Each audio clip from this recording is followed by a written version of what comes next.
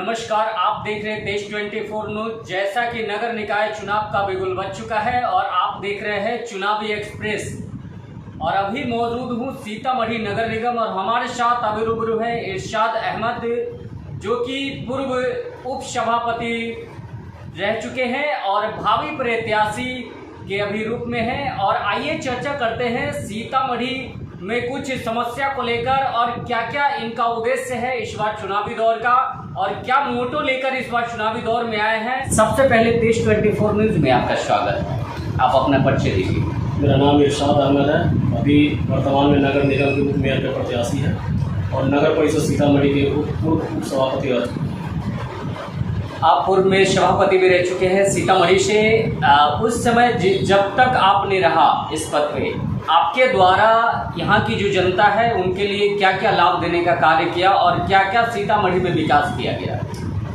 हमने अपने बोर्ड के सभी सदस्यों के माध्यम से और सभी सदस्यों के समर्थन से हमने नगर सरकार भवन का भी निर्माण कराया, हमने बाईपास बस पड़ाव का निर्माण कराया, जानकी द्वार का निर्माण कराया, नल जल योजना के अंतर्गत सीतामढ़ी शहर में पाइपलाइन बिछाने का काम किया और सभी पेंशनधारियों को जो विभिन्न योजना है पेंशनों का वो उसका भी लाभ हमने दिलवाया, कन्या विवाह योजना का भी लाभ दिलवाया और पारिवारिक लाभ योजना के अंतर्गत मृतकों के परिवारों को हमने 20,000 की राशि भी दिलवाई। इस बार क्या उद्देश्य से लेकर चुनावी दौर में आप हैं?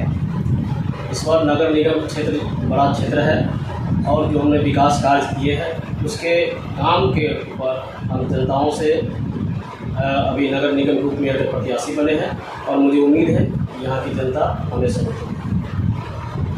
होता क्या है, चुनाव के समय जितने भी प्रत्याशी हैं वादे बहुत करते हैं जनता के साथ विकास को लेकर और समस्या को लेकर, परंतु जीतने के बाद जो भी वादे करते हैं उस पर पूर्ण रूप से कार्य नहीं कर पाते हैं। कि जो जनता से वादा करके पूरा नहीं कर पाते हैं, सबसे पहला चीज़ है कि प्रत्याशी को बिहार नगर पालिका अधिनियम 2007 का एक्ट का भी मालूम नहीं है, जिनको हमारे एक्ट जो नगर निकाय का एक्ट है उसके तहत काम करने का जिसके पास होगा हुनर वही आदमी काम कर सकता है। जनता से वादा कर कर जो जाते हैं और जीत करके कोई वर्क नहीं कर पाते हैं, वैसे व्यक्ति को एक्ट की जानकारी नहीं होने के कारण यह समस्या है। सीतामढ़ी शहर में जल जमाव और जल निकासी की समस्या जो है बीते कई वर्षों से बनी हुई है और बहुत सारे जनप्रतिनिधि चुने गए और रह भी चुके हैं, लेकिन ये समस्या का निदान किसी भी जनप्रतिनिधि के द्वारा सही रूप से नहीं किया गया। और आज जो यहाँ की जो जनता है, जिस समय बारिश होती है उस समय त्राहिमाम है जनता, भोजन करने को लेकर कहीं आना जाना है उसकी समस्या, घर में पानी घुसना और ये घुटने भर पानी होता है और काफ़ी त्राहिमाम है जनता। और ये समस्या कब तक जूझेगी यहाँ की जनता? सबसे पहला चीज़ है कि शहर के जल जमाव की समस्या, शहर के पानी की निकासी नहीं होने के कारण ये समस्या उत्पन्न हो रही है और जब तक लक्ष्मणा नदी से शहर की निकासी का कोई समस्या मुकम्मल तरीके से नहीं होगा तब तक ये समस्या रहेगी। और हम लोगों ने उप सभापति पद पर रहकर हमने जो प्राकलन तैयार करके लगभग 30 से 35 करोड़ का प्राकलन है हमने नगर विकास विभाग को भेजने का काम किया था और माननीय मुख्यमंत्री सचिवालय में भी भेजने का काम किया था। अब तक विभाग द्वारा इसकी निपटा नहीं होने के कारण ये समस्या अभी तक दिख रही है। ये जब निपटा हो जाएगी जल्द ही ये समस्या होगी। बात करें सीतामढ़ी में आए दिन जो है ट्रैफिक जाम को लेकर काफ़ी समस्या होती है, जो कि हॉस्पिटल जाना होता है, जो मरीज है महिला है और उस पीरियड में कितनों को काफ़ी कठिनाइयों का सामना करना पड़ता है और किसी की जान भी चली जाती है ट्रैफिक होने के कारण। उस ट्रैफिक को लेकर क्या कहना चाहते हैं? हम जब उप सभापति पद पर रहे उस वक्त अनुमंडल पदाधिकारी सीतामढ़ी सदर माननीय संजीव कुमार जी मेरे साथ शहर का विजिट किए और शहर से आपको बता दें कि जाम की समस्या से छुटकारा पाने के लिए कुछ जगहों को चिन्हित किए जहाँ गाड़ी का पार्किंग की व्यवस्था के लिए, और जब गाड़ी की पार्किंग की व्यवस्था अब तक नहीं हुई है क्योंकि ये अनुमंडल पदाधिकारी सीतामढ़ी सदर के माध्यम से होना है, क्योंकि वो जो प्राकलन तैयार करके अपने कार्यालय में इसको रखे और उसके बाद उनका ट्रांसफ़र हुआ, लेकिन उसके बाद जो भी अनुमंडल पदाधिकारी सीतामढ़ी सदर में आए वो इस पर कोई वर्क नहीं कर पाए, जिसके कारण अब तक जाम की समस्या पड़ी है।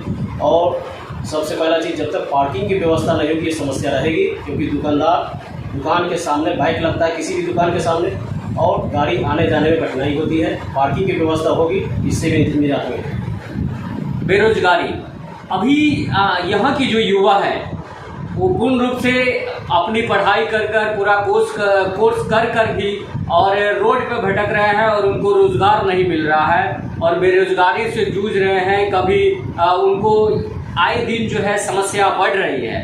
उस बेरोजगारी के बारे में क्या कहना चाहेंगे? बेरोजगारी से निजात पाने के लिए जब तक विभाग से जब तक इसकी परमिशन नहीं आएगी तब तक इसका निपटान निकाल के NIT के मुताबिक बहाल किया जाएगा। इससे पूर्व भी ऐसा समस्या आया था, आनंद थाना में लोग बहाल किए थे। हमने बिहार सरकार का गाइडलाइन भी देखा और उसको NIT के मुताबिक उसकी बहाली नहीं हुई थी।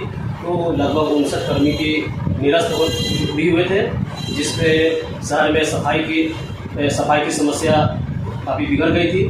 फिर हम लोगों ने बोर्ड की बैठक से ये विचार किया कि सरकार के गाइडलाइन के मुताबिक जो NIT सरकार का है NIT के मुताबिक बहाल किया जाए। फिर हमने 59 आदमी को हमने क्या कहते हैं NIT के मुताबिक हमने बहाल किया, जो उसके बाद सफाई व्यवस्था दुरुस्त हुई। अब जो मान ली निपटा के माध्यम से सफाई चल रही है, तो सरकार का गाइडलाइन आया था कि निपटा के माध्यम से ही सफाई करना है, तो अभी ये NGO के माध्यम से ये कार्य चल रहा है। शिक्षा को लेकर क्या अपील करना चाहते हैं? जो शिक्षा पूर्ण रूप से बच्चों को मिलनी चाहिए सरकारी स्कूल में वो नहीं मिल पाती है। और देखिए, सबसे पहला चीज़ यहाँ तो शिक्षक की बहुत कमी है। सरकार इस पर जो बहाली भी निकाले, बहुत जगह ये समस्या दूर भी हुई है कि नगर परिषद को के द्वारा जो क्या कहते हैं शिक्षक की नियुक्ति की गई थी, वहाँ जो जितना बजट में चाहिए था शिक्षक, इतनी बजट नगर परिषद को नहीं दिया गया, कम ही मात्रा में दिया गया, इसलिए हम लोग कम बहाली किए थे और ये समस्या उत्पन्न हो रही है। और बच्चों को जो पठन पाठन में जो मसला है, जो बच्चे जब तक अपने घर पर नहीं पढ़ेंगे तो सिर्फ स्कूल के माध्यम से बच्चे कोई भी आगे नहीं बढ़ सकते हैं, क्योंकि बच्चों को भी मेहनत करना है और टीचर को भी मेहनत करना है। इसमें टीचर की भी लापरवाही कहीं कहीं है, लेकिन जहाँ गार्जियन से भी जो बच्चे के जो अभिभावक है उनकी भी जिम्मेवारी बनती है कि अपने बच्चे को रात में, शाम को, सुबह में बैठ करके उसको गाइडलाइन देना और उनको क्या कहते हैं पठन पाठन में थोड़ा सा सहयोग करना।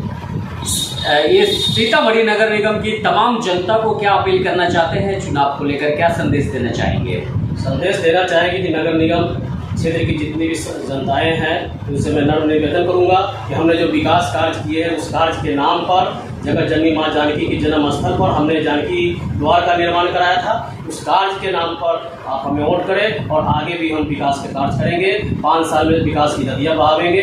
इसके लेके मेरा ये लक्ष्य है कि मैं जब मेयर के पद पर आ जाऊंगा तो सीतामढ़ी के स्मार्ट सिटी बनाने के लिए सरकार से इसकी लड़ाई लड़ेंगे। और सीतामढ़ी जगत जननी माँ जानकी की जन्मस्थली है, इसके लेके इसको स्मार्ट सिटी और पर्यटन स्थल का दर्जा मिलना चाहिए। यहाँ के सियासत करने वाले, राजनीति करने वाले इसको कोई ध्यान नहीं देते हैं, इसलिए मैं ये वादा करता हूँ कि मैं इस पद पर आने के बाद इसकी लड़ाई लड़ूंगा सरकार से और इस कार्य को करूँगा। अगर चुनाव जीतते हैं, यहाँ की जो जनता है अगर आपको चुनती है, इस पद पे बैठाती है, तो सर्वप्रथम कार्य कौन सा रहेगा सीतामढ़ी नगर निगम के लिए? नगर निगम के लिए सबसे प्रथम कार्य रहेगा जो हमने प्राकलन सरकार को भेजा था, उस प्राकलन पर काम करना, जल जमाव की समस्या से निजात दिलाना और जब जाम की जो समस्या जो उत्पन्न हो रही है इससे भी जल्द ही निजात होगी। धन्यवाद। हमारे साथ बने हुए हैं इरशाद अहमद, जो कि उप मेयर प्रत्याशी के रूप में है और इनका साफ शब्दों में कहना है कि सीतामढ़ी में जैसा कि उन्होंने बताया कि अन्य जो विभिन्न समस्याओं पे हमारी इनसे चर्चा हुई है। देखते रहे तेज 24 न्यूज़। जय हिंद, जय भारत।